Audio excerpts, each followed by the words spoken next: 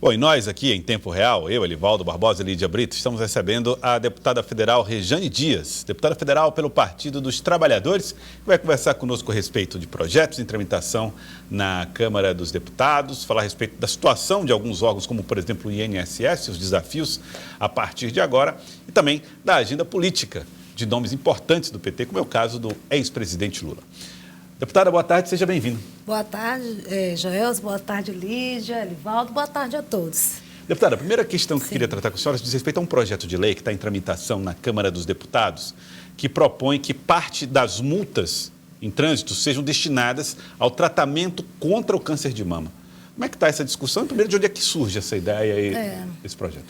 Então, Joelson, é uma pauta assim, que eu também me preocupado bastante, é a pauta da mulher. Seja a questão do feminicídio, a saúde para as mulheres.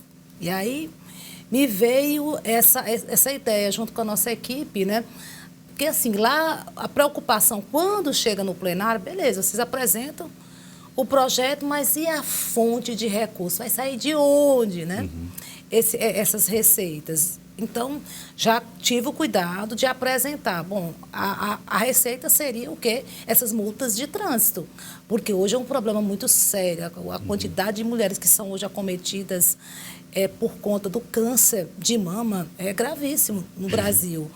E é um tipo de câncer que, se você não cuidar logo, não acelerar no atendimento, no tratamento, vai a óbito.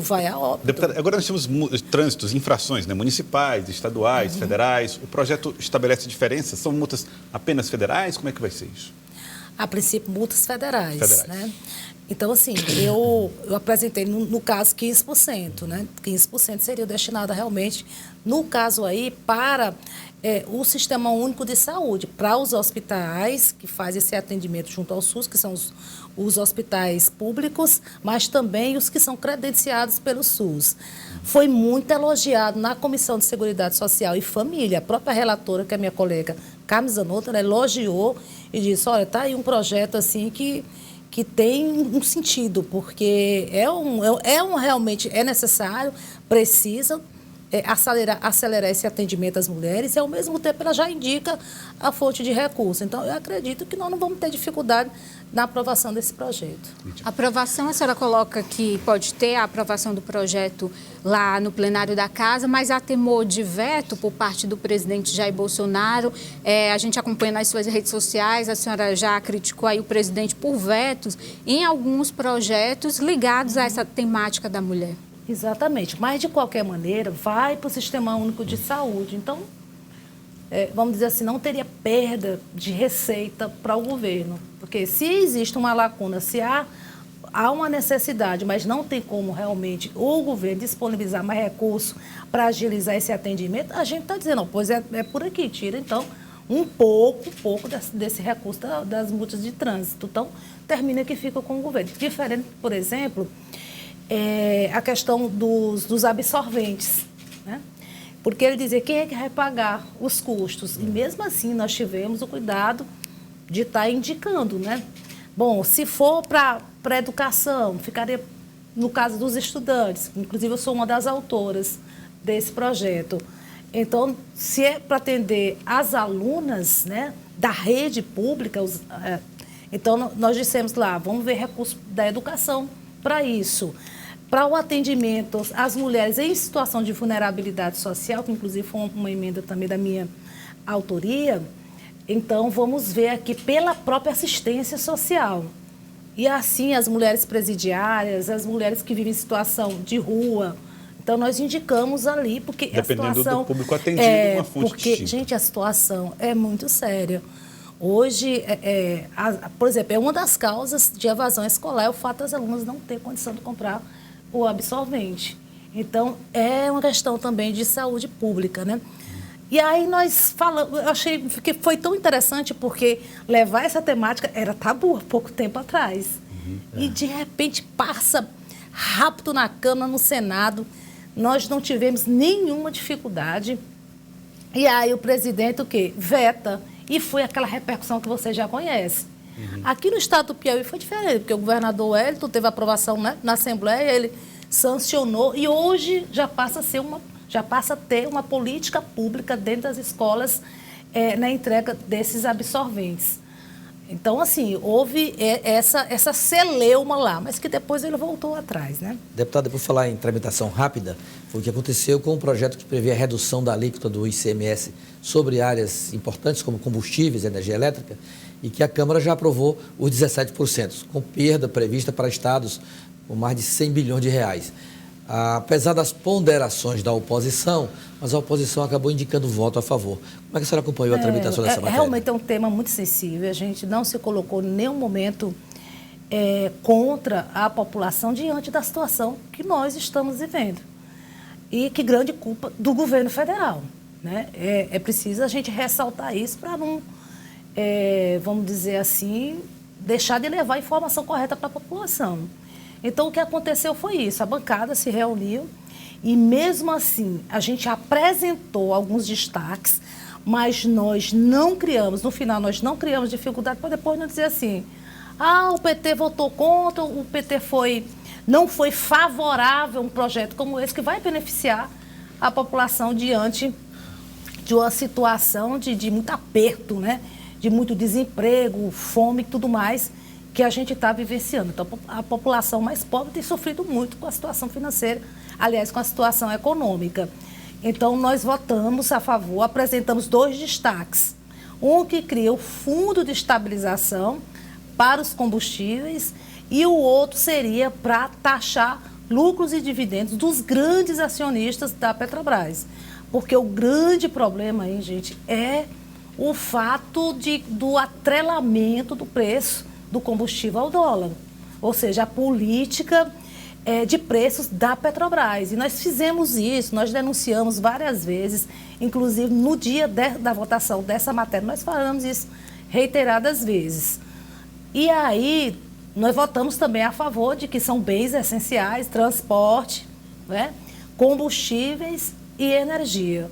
O problema é que, só para você ter ideia, só aqui no estado do Piauí, a queda vai ser de 1 bi. Imagina o estado do Piauí perder 1 bi no ano.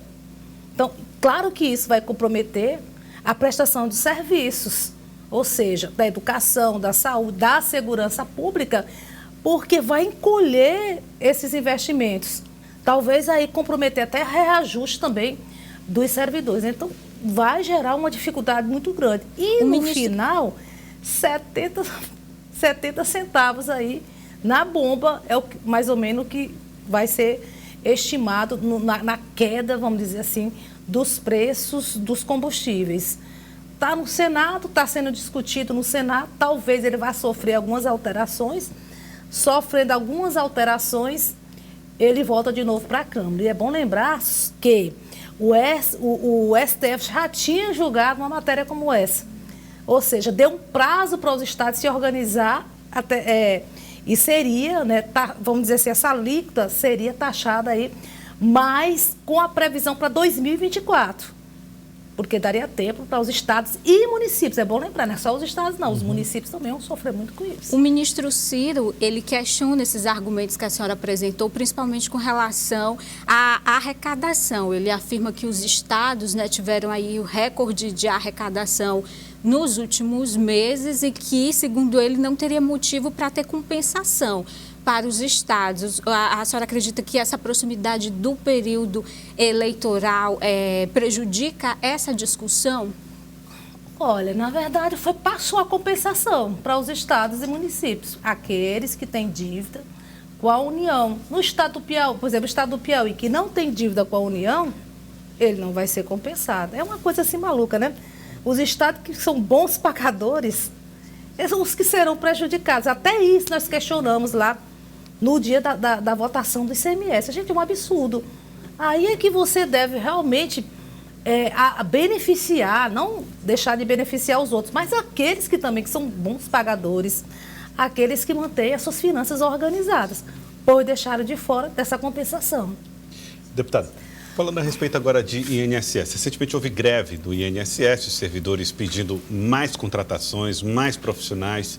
uma fila de espera enorme e até que chegou ao fim a greve. Mas ainda não se resolveu a questão totalmente. Houve cortes de recursos e há o risco de que haja o fechamento de algumas agências no interior, por exemplo, de um estado como o Piauí, e cada vez mais a gente sabe, aumenta a necessidade de que as pessoas possam ser atendidas pela Previdência, principalmente para fazer as perícias médicas.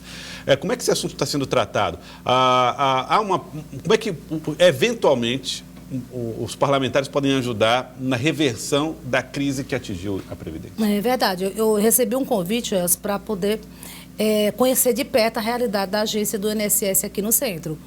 E eu fiquei, assim, estarrecida com a situação, porque era visível você ver a estrutura do prédio muito precária, né? As pessoas na fila, na hora que eu entrei na fila, chateadas por conta do atendimento, né? Que não estava sendo a contento, muita chateação.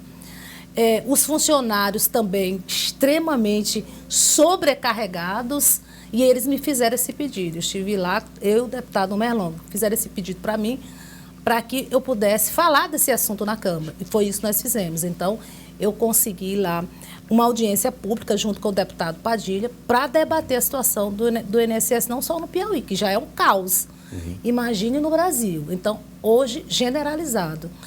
E lá nós tivemos a presença de representantes do governo federal, do Sindicato dos Trabalhadores, enfim, nós começamos a fazer esse debate. Então, a greve cessou, foram cerca de 62 dias de greve, a pauta foi atendida em parte, porque qual é o grande problema? Até o orçamento que nós aprovamos para o INSS foi cortado pela metade.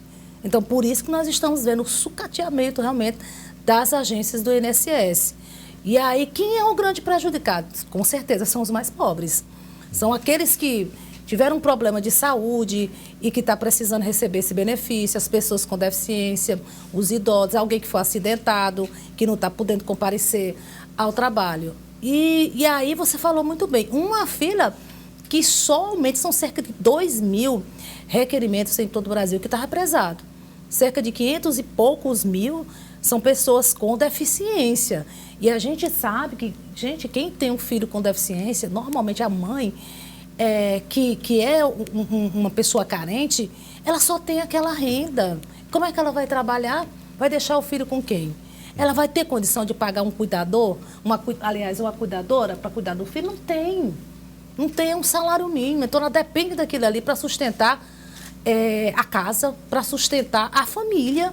E, com certeza, aquela pessoa que fralda descartável, medicamento, alimentação, uma série de coisas que a gente que sabe. Como eu sou mãe de uma pessoa com deficiência, eu sei que não é fácil. Então, tem muitos gastos com isso. Isso é um ponto. Então, lá nessa reunião que eles tiveram com os representantes do governo federal, foi pautado de que iriam fazer também concurso, porque a defasagem é enorme. Aqui no estado do Piauí são 32 agências do INSS. Tem casos que foi denunciado que só tem uma pessoa para atender, Elivaldo, uma agência. Imagina, para você fazer tudo, uma só pessoa para atender. Então, na iminência de quase fechamento dessas agências. Então, precisa urgentemente contratar mais gente, informatizar as agências do INSS. Aí tem os atravessadores que ganham em cima disso. Chega lá um idoso, uma pessoa com deficiência, uma pessoa pobre, que não sabe mexer num aplicativo desse no celular. Aí eles, não, você me paga tanto que eu lhe ajudo, porque é complicado. Se você for mexer no aplicativo daquilo ali, para quem não domina as informações, até mexer no celular, ele não consegue. Além da defasagem salarial, que também foi colocado lá pelos funcionários. Eles estão hoje, portanto, sobrecarregados, até com problema psicológico e tudo mais, devido realmente à falta de estrutura, de falta de profissionais. Eles disseram que vão atender e depois vão mandar lá para a Câmara para a gente aprovar algumas mudanças e aí uma medida provisória para ver isso. Então, nós vamos acompanhar de perto, porque a situação é muito grave e quem está sofrendo realmente são os mais pobres. Lídia. Deputada, e tem essa expectativa, né, da vinda do ex-presidente Lula no próximo dia 16, né? Já está marcada essa agenda lá em Guaribas, mas Lula testou positivo, né, para a Covid-19. Foi anunciado ontem, né, de forma oficial nas redes sociais do presidente. Essa agenda aqui está ameaçada. O governador Wellington Dias já está lá em São Paulo, né, participando dessa reunião da coordenação política. Já tem alguma resposta com relação ao adiamento? E como é que a senhora vê a importância da vinda de Lula aqui para movimentar esse projeto nacional do PT e também aqui no estado? Então, a vinda do Lula está prevista para o dia 15. O Wellington está na coordenação, né, da campanha, ele está viajando direto lá para São Paulo. A princípio seria Guaribas, mas até onde eu sei, até onde eu tive informação de que talvez vai ser mudado, né? Talvez viria só para Teresina, mas eles estão no fechamento realmente dessa agenda. O Lula pegou Covid com a esposa dele. Mas isso não atrapalha, que é lá para o dia 15, então normalmente o repouso fica em média 5 dias. Eu acredito que se tudo ocorrer bem, se Deus quiser, tudo ocorra bem, com a saúde dele, com fé em Deus, ele vai tá bem, né? E deverá estar aqui nessa data prevista. A gente não pode dizer categoricamente que o Lula vai estar aqui dia 15, porque uma agenda como essa também é muito disputada pelos estados que querem a presença do Lula. E a importância dele nessa estratégia da sucessão estadual para o governo, para a base governista? Muito importante. Imagina a presença do Lula, que anima todo mundo, né? Anima toda a militância. Tanto é que, às vezes que a gente vai, que nós participamos nas cidades com o time do povo, as pessoas perguntam: e o Lula vai chegar? O Lula vai estar presente aqui na reunião? É impressionante, assim, o carinho que as pessoas têm com o Lula, né? E querem muito a presença dele aqui. Então, sem sombra de dúvidas, Elivaldo, isso anima bastante todo mundo, né? Vai ser uma campanha difícil? Vai ser uma campanha difícil? Você fala o cenário... do ponto de vista da nacional, encerramento da aqui, disputa, nos dois cenários. Eles se parecem, inclusive, poderia dizer, polarização, disputa acirrada, ânimos acirrados. A gente torce para que não seja, né, que não venha, vamos dizer assim, enveredar, né, para o lado da violência e tudo mais. Eu acho que... Mas a gente teme, sim, por conta da polarização e os ânimos acirrados, né? Infelizmente, o governo hoje, né, vamos dizer assim, estimula muito ódio, sabe? Olha essa questão assim das fake news, né? O uso das fake news foram terríveis para a democracia e para o pleito passado, porque fake news, gente, é preciso explicar, são mentiras que são ditas. Então inventaram muita coisa, coisas absurdas que não existiu, e isso repercutiu, e todo mundo sabe que isso repercute nas eleições. Na medida em que essas mentiras vão sendo disseminadas, muita gente acredita, vai chegando no celular, vai chegando no WhatsApp, e você fica: meu Deus, será que essa história aqui é verdade? E eu creio que o Haddad foi muito prejudicado por conta disso, né? A história do kit gay, né, que foi demasiadamente usado nas eleições. Estou só citando aqui um exemplo, né, que isso todo mundo sabe, a gente tem consciência de que distorceram muita coisa com relação a isso, né? Estou só contando assim um fato. Uhum. Mas a gente tem, mas com relação ao estado do Piauí, você me perguntou, sim, claro, vai ser o mesmo cenário? Uhum. Eu espero que não, gente, porque normalmente o povo brasileiro, ele é um povo pacato, o povo piauiense também é um povo pacato. E a gente está acostumado, e a gente só viu isso na eleição de 2018, acostumado a fazer uma campanha, vamos dizer, tranquila. Né? Você, candidato, vai para a televisão, mostra suas propostas, vai para as reuniões, conversa com o povo, mostra suas propostas, fala dos problemas. Então, a gente estava acostumado a isso. E, de repente, em 2018, entra essas fake news, entra o uso, sabe, de forma absurda de mentiras que foram contadas e que repercutiu, sim, no resultado das eleições, como aconteceu nos Estados Unidos. Por isso que está sendo investigado, foi aberto CPI ali no Senado Federal, o próprio TSE já se manifestou de que vão ser duro no uso dessas fake news. Então, espero que, pelo menos nessa parte aí, a gente tenha realmente uma eleição limpa.